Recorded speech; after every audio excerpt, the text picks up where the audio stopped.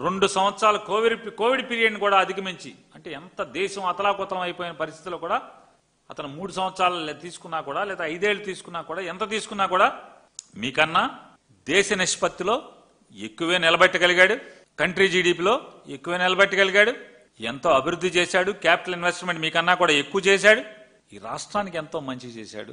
ఎన్నో ఆస్తుల్ని మనుగురులాగా చేశాడు. 4 పోర్టులు, 10 ఫిషింగ్ హార్బర్లు, ఒక 17 మెడికల్ కాలేజీల్లో 7 కాలేజీలని పూర్తి చేసి మిగతాయి చేయటం, అంటే అభివృద్ధి పదాన పరిగెత్తించటం. గ్రామాన వేల కోట్ల రూపాయలతో సచివాలయాలు, లేదా ప్రభుత్వానికి, అంటే ఆ రోజేమో సచివాలయాలు ఎవరికి కావాలన్నా, మరి వాళ్ళు అయ్యే వాడుకుంటున్నారు కదా. మీరు సచివాలయాలను వాడుకుంటున్నారు, రైతు భరోసా కేంద్రాలను వాడుకుంటున్నారు, అదే హాస్పిటల్ హెల్త్ సబ్ సెంటర్లను కూడా మీరే వాడుకుంటున్నారు కదా. వాడుకుంది ఏముంది? జగన్మోహన్ రెడ్డి గారు సృష్టించినటువంటి సంపదలో ఏది మీరు వాడుకోవట్లేదని అడుగుతున్నాను. ఇంటర్నల్ రోడ్ల వేల కోట్ల రూపాయలతో నిర్మాణం చేసినటువంటి, కానీ లేదా విస్తృతంగా ఆదాయాన్ని వనగూర్చేటువంటి పోర్ట్లు, ఫిషింగ్ హార్బర్లు, సంపదను సృష్టించేటువంటి